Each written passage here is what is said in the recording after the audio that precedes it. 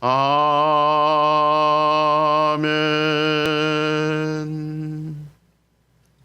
성경 말씀 봉독하겠습니다. 마태복음 9장 14절부터 26절 말씀을 봉독하겠습니다. 마태복음 9장 14절부터 26절까지 말씀입니다.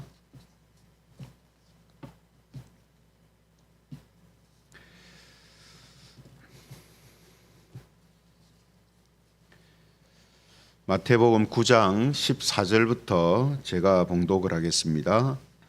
그때 요한의 제자들이 예수께 나와 이르되 우리와 바리새인들은 금식하는데 어찌하여 당신의 제자들은 금식하지 아니하나이까? 예수께서 그들에게 이르시되 혼인집 손님들이 신랑과 함께 있을 동안에 슬퍼할 수 있느냐? 그러나 신랑을 빼앗길 날이 이르리니 그때에는 금식할 것이니라. 생배 조각을 낡은 옷에 붙이는 자가 없나니 이는 기운 것이 그 옷을 당기어 헤어짐이 더하게 되며 새 포도주를 낡은 가죽 부대에 넣지 아니하나니 그렇게 하면 부대가 터져 포도주도 쏟아지고 부대도 버리게 됨이라. 새 포도주는 새 부대에 넣어야 둘이 다 보존되느니라. 예수께서 이 말씀을 하실 때에 한 관리가 와서 절하며 이르되 내 딸이 방금 죽었사오나 오셔서 그 몸에 손을 얹어 주소서. 그러면 살겠나이다 하니 예수께서 일어나 따라가심에 제자들도 가더니 12해 동안이나 혈루증으로 앓는 여자가 예수의 뒤로 와서 그 겉옷가를 만지니 이는 제 마음에 그 겉옷만 만져도 구원을 받겠다 함이라. 예수께서 돌이켜 그를 보시며 이르시되 딸아 안심하라. 내 믿음이 너를 구원하였다 하시니 여자가 그 즉시 구원을 받으니라. 예수께서 그 관리의 집에 가사 피리 부는 자들과 떠드는 무리를 보시고 이르시되 물러가라. 이 소녀가 죽은 것이 아니라 잔다 하시니 그들이 비웃더라. 무리를 내보낸 후에 예수께서 들어가사 소녀의 손을 잡으심에 일어나는지라. 같이 읽겠습니다. 그 소문이 그 온 땅에 퍼지더라. 아멘. 오늘은 복음은 낡은 가죽 부대를 버리게 합니다. 복음은 낡은 가죽 부대를 버리게 합니다. 이런 제목을 가지고 하나님 말씀을 증거하겠습니다. 복음서를 보면요, 당시에 예수님의 등장과 행보가 많은 사람들의 이목을 집중시켰다라는 사실을 알 수 있는데요. 특히 유대교 지도자들은 예수님의 말씀 하나하나 또 행동 하나하나에 관심을 가지고 비난을 하거나 또 이의를 제기하면서 예수님을 제재하려고 하는 이런 모습들을 보이건 있는 것을 보게 됩니다. 오늘 이제 본문에도 보면요, 이번에는 세례 요한의 제자들까지도 예수님을 찾아와 가지고 이의 제기를 하는데 어떤 이의 제기를 하냐면 그들은 자기들과 또 바리새인들은 금식하는데 왜 예수님의 제자들은 금식을 하지 않는가 하는 이 부분을 가지고 문제를 제기합니다. 앞서 우리가 11절에 보면 바리새인들이 와가지고 예수님이 세리와 죄인들하고 식사하는 거 가지고 문제 제기를 하고 이의를 제기했죠. 그런데 오늘은 세례 요한의 제자들까지 나와서 이의 제기를 합니다.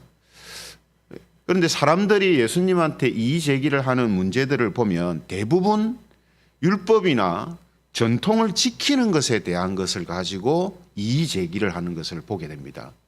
다른 문제보다도 율법을 지키는 문제와 전통을 지키는 문제를 가지고 왜 이런 걸 안 지키느냐 하는 것을 가지고 이의 제기를 한다는 거죠.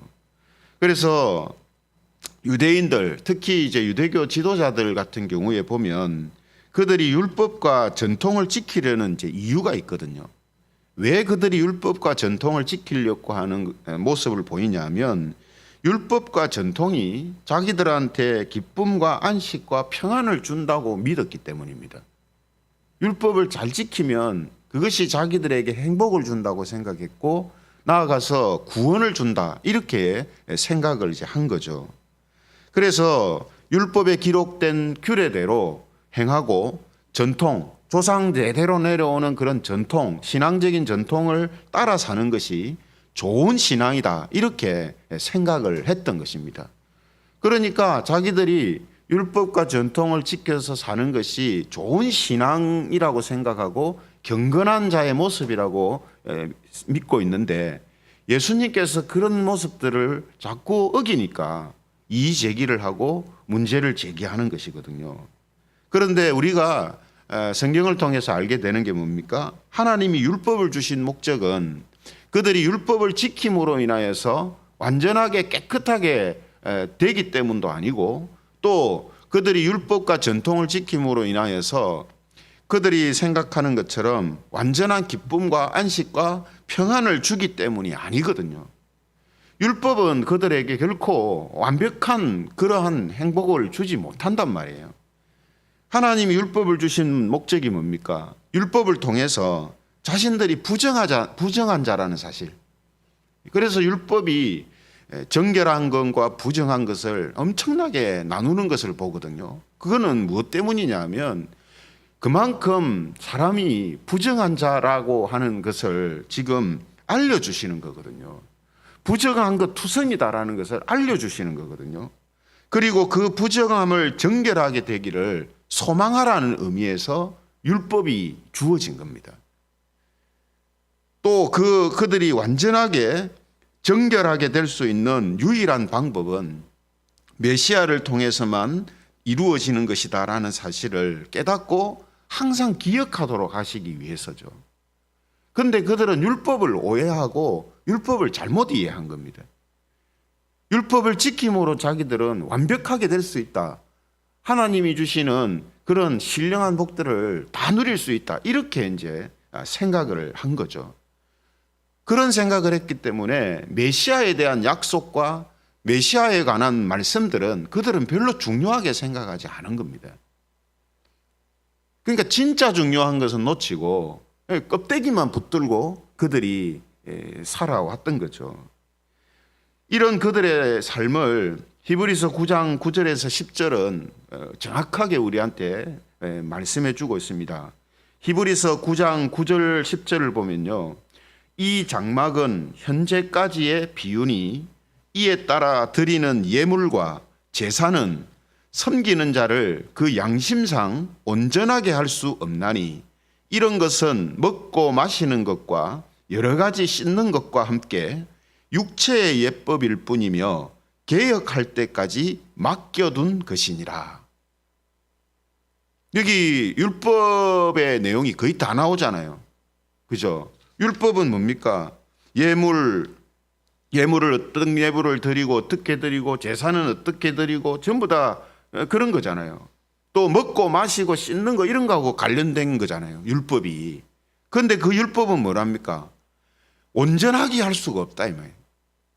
그것은 그냥 육체의 예법일 뿐이다. 육체의 예법. 육체로 지켜 나가는 하나의 법일 뿐이다는 거죠. 왜 하나님 이걸 주셨느냐? 개혁할 때까지 맡겨둔 것이니라, 이렇게 되어 있습니다. 개혁할 때까지. 그러니까 율법의 그 내용들은 개혁할 때까지 그들의 어떤 생활과 또 그들의 바른 신앙을 위해서 하나님이 주신 거라는 거죠. 이 개혁을 하시기 위해 오신 분이 바로 예수 그리스도다라는 겁니다. 이 개혁의 사건이 십자가의 사건이죠. 그러므로 이제 하나님의 백성들의 삶의 표준과 기준은 율법이나 전통이 아니라 예수 그리스도가 된 것입니다. 개혁이 됐기 때문에 예수님이 중심이 되는 거죠. 그래서 예수님께서는 금식을 하는 기준도 이전에 개혁을 하기 전에는 율법을 지키기 위해서나 자기의 정결함을 위해서 하는 것이었지만 이제는 그렇게 해서는 안 된다는 겁니다. 물론 그전에도 그런 의미를만을 가지고 해서는 안 되죠. 금식을 하는 기준이 뭡니까? 오직 예수 그리스도여야 한다, 이걸 말씀하시는 거예요. 그게 오늘 본문 15절의 말씀에 나오지 않습니까? 왜 금식 안 합니까? 했을 때 혼인집 손님들이 신랑과 함께 있을 동안에 슬퍼할 수 있느냐? 신랑을 빼앗길 날이 이르리니 그때에는 금식할 것이니라. 금식의 기준이 혼인잔치에 참석한 손님들이 아니고 신랑이다 이 말이에요. 그 신랑이 누굽니까? 예수님이잖아요. 금식의 기준은 예수님이 되어져야 한다.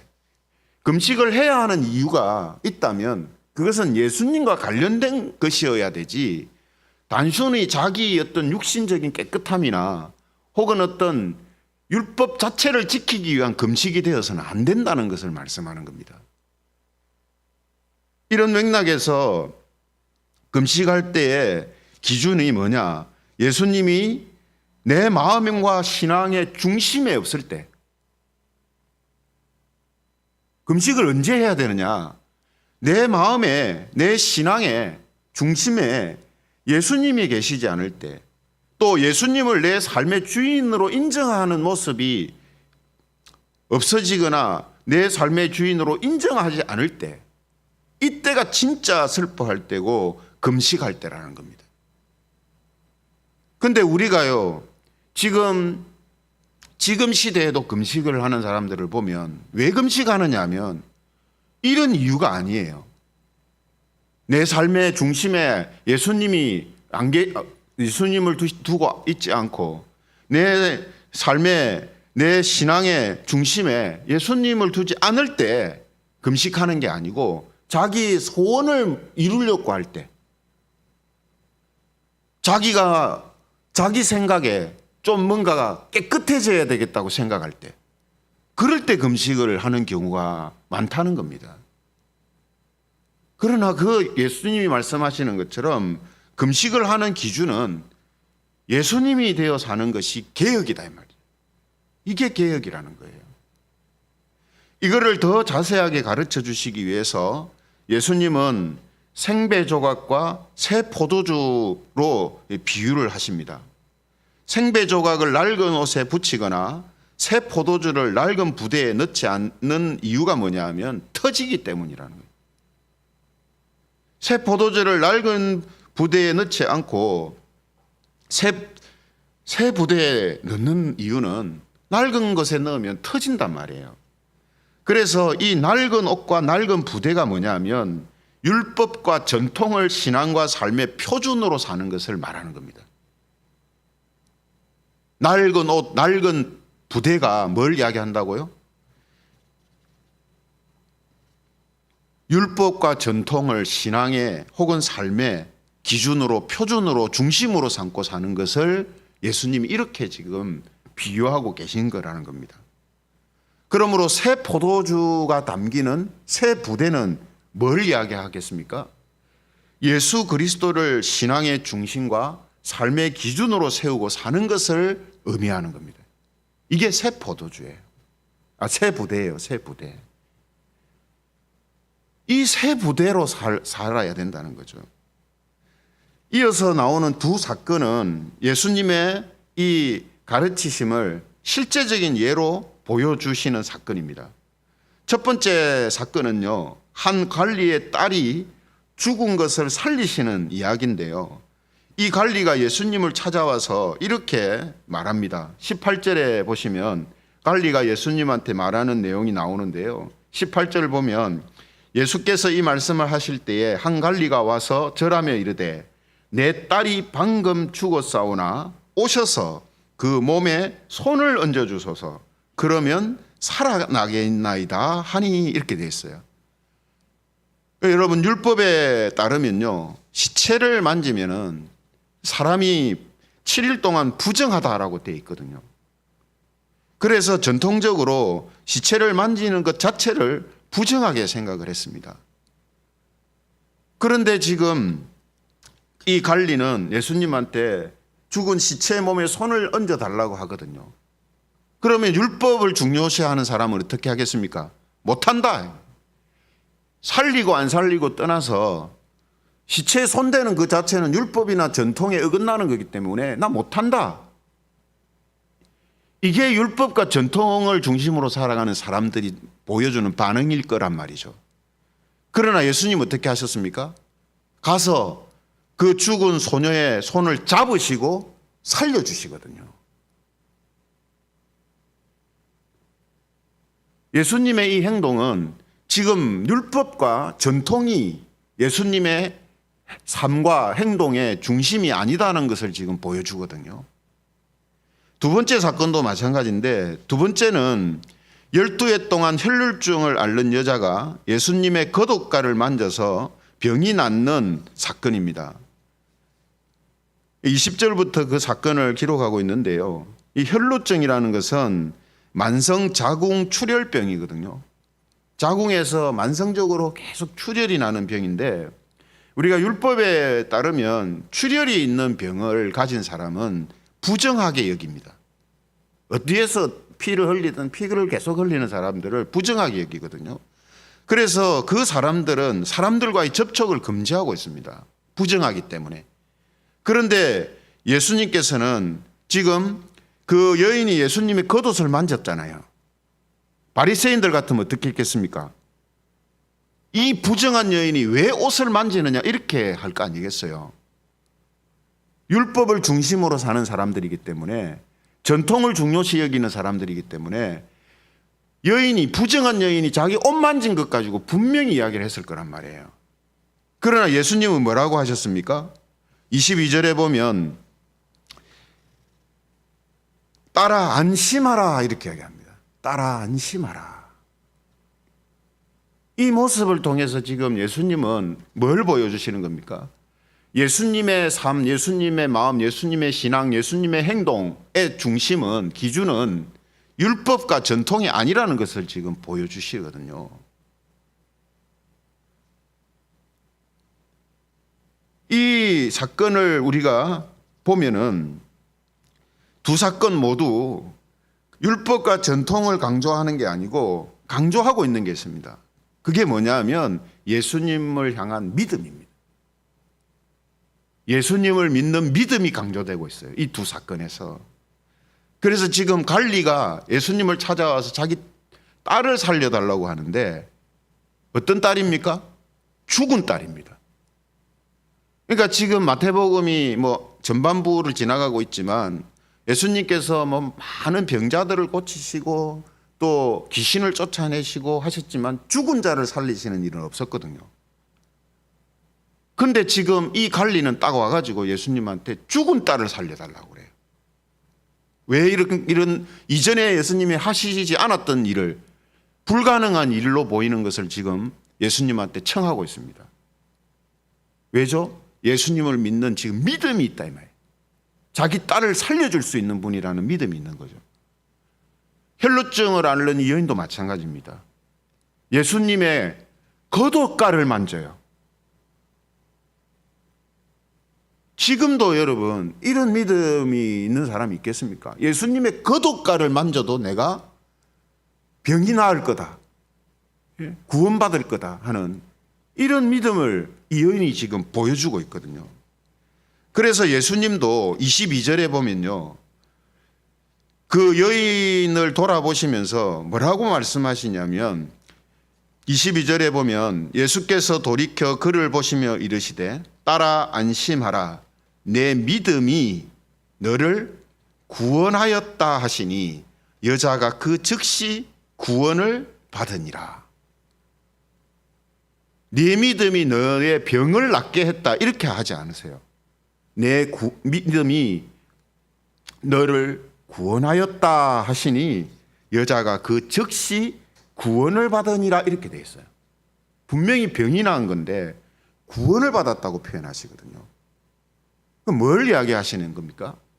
지금 구원이라는 부분도 율법과 전통을 지켜서 그것을 중심으로 살아가는 사람한테 주어지는 것이 아니고 예수님을 향한 믿음을 가지고 나오는 사람들한테 주어지는 것임을 지금 이 사건을 통해서 예수님께서 미리 말씀해 주고 계시는 것이라는 겁니다.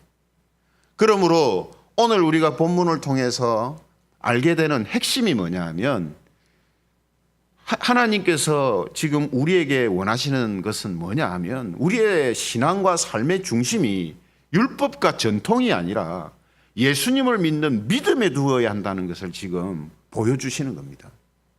그럴 때 우리에게 구원이 이루어지고 하나님의 약속들이 이루어지는 삶이 되어진다라는 것을 지금 이 사건들을 통해서 지금 보여주시는 거거든요. 그러므로 새 포도주가 예수님이시라면 새 부대는 뭐라고요? 예수님을 신앙의 중심, 삶의 기준으로 두고 사는 것을 의미하는 것입니다. 그렇죠? 근데 중요한 것은 뭡니까? 지금도 낡은 부대로 새 포도주, 낡은 부대로 새 포도주를 담으려고 하는 이런 모습들이 좀 많다는 겁니다. 생각보다. 율법과 전통 이걸 가지고 또 지금식으로 표현하면 성경 말씀과 또 교회의 전통, 교단의 전통, 교단의 역사 이런 것을 가지고 삶의 자기 중심, 신앙의 중심으로 삼고 사는 이런 모습들이 나타난다는 거예요. 이렇게 사는 것이 올바른 신앙과 삶이라고 생각하는 경우가 많다는 겁니다. 그러므로 복음은 낡은 부대를 버리게 합니다. 율법과 전통을 중심으로 살았던 삶, 그것이 자기의 신앙의 기준이 되고 그것을 올바른 신앙이라고 생각했었던 삶에서 개혁하는 일이 일어난다는 거죠. 지금으로 우리가 보면 낡은 부대라는 게 어떤 게 있겠습니까? 사실은 성경을 보면, 신약 성경을 보면 대부분 이야기하는 것이 이 낡은 부대를 버려야 된다, 낡은 부대를 버리라라는 이야기를 하는 거거든요. 우리의 지금 생활과 비교해서 이야기하자면 우리가 버려야 할 낡은 부대 같은 게 어떤 거겠습니까? 예배를 비롯해서 신앙의 행위들을 잘 지키는 것만을 강조하고 정작 매일의 삶에서 예수님과 동행하는 삶을 등한시하는 이런 모습들, 이게 낡은 부대란 말이에요. 주일 하루 신앙생활 잘하고 일주일 잘 못해도 괜찮다라는 이런 생각들이 낡은 부대란 말이죠. 예수님을 믿는 믿음이 자기의 신앙의 중심에 있는 사람은 주일이든 평일이든 교회든 교회 밖이든 어디서든지 간에 자신의 삶을 하나님께 의탁하고 하나님이 기뻐하시는 삶을 살아가는 것을 힘쓰는 모습이 나타나는 거거든요. 11조 생활을 하면서 자기의 삶은 예수님께 드리지 않는 이런 모습들, 내가 11조 드렸으니까 내가 좋은 신앙을 가지고 있지 않나, 내 삶까지 드릴 필요 있나, 이렇게 생각하는 이것이 낡은 부대라는 말이죠. 열심을 내게 하기 위해서 축복을 동기부여로 자꾸 삼게 만드는 거, 이것도 마찬가지입니다. 이 낡은 부대예요.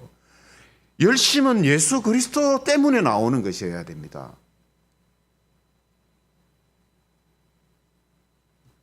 복음이 주는 자유함은 없고 새로운 신율법주의로 사는 모습들, 복음이 우리에게 자유와 안식을 주는데, 예수님이 우리에게 자유와 안식을 주는데 이거는 놓쳐버리고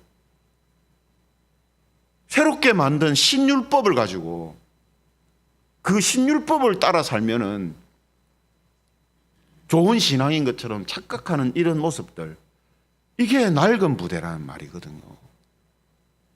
이런 관점으로 우리의 현재의 삶의 혹은 신앙의 모습들을 쭉 보면 낡은 부대가 의외로 많다는 겁니다. 낡은 부대가. 즉 예수님을 중심으로 살아가는 것이 아니고 자기 자신이 뭘 지키면서 살아가는 것을 중심으로 살아가는 이런 모습들이 의외로 많다는 거죠. 이런 의미에서 사도 바울은 고린도전서 2장 2절에 이런 말씀을 고백하고 있습니다. 고린도전서 2장 2절에 보면요, 내가 너희 중에서 예수 그리스도와 그가 십자가에 못 박히신 것 외에는 아무것도 알지 아니하기로 작정하였습니다. 오직 하면 이렇게 고백하겠습니까? 예? 예수님과 그분이 십자가에 못 박히심을 통해서 우리에게 주시는 사랑과 은혜, 구원, 그것만 내가 알고 다른 말씀들 내 하나도 모르기로 작정했다. 이건요, 다른 것을 몰라도 된다는 말이 아니라 결국 우리의 삶의 모든 부분들은 예수님과 십자가에서 나온다는 뜻이에요. 산상수훈의 말씀처럼 살아가는 그 삶이 어디서 나오냐 하면 산상수훈의 말씀이 그렇게 돼 있기 때문에 그 말씀을 지키려고 노력해서 나오는 게 아니고 예수님이 내 삶의 중심이 돼 있고 십자가가 내 신앙의 중심이 돼 있을 때에 나오는 것이기 때문에 사도 바울이 이렇게 표현을 하고 있는 겁니다. 빌립보서 3장 7절에서 8절도 같은 말씀을 합니다. 빌립보서 3장 7절에서 8절 그러나 무엇이든지 내게 유익하던 것을 내가 그리스도를 위하여 다 해로 여길 뿐더러 또한 모든 것을 해로 여김은 내 주 그리스도 예수를 아는 지식이 가장 고상하기 때문이라. 사도 바울이 자기한테 유익하던 것이라고 믿고 살았던 게 뭐냐면 율법입니다. 율법을 지키는 거예요. 이게 자기한테 가장 유익한 거라고 생각했거든요. 근데 예수님을 알고 예수님을 믿은 후에 뭐라고 합니까? 그리스도를 아는 지식이 가장 고상하기 때문에 가장 고상하다.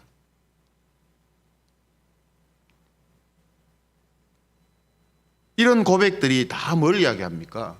오늘 본문에서 이야기하고 있는 것처럼 우리의 신앙, 우리의 삶의 중심과 기준은 율법이나 전통, 성경의 어떤 구절이 아니라 예수님이다, 예수님.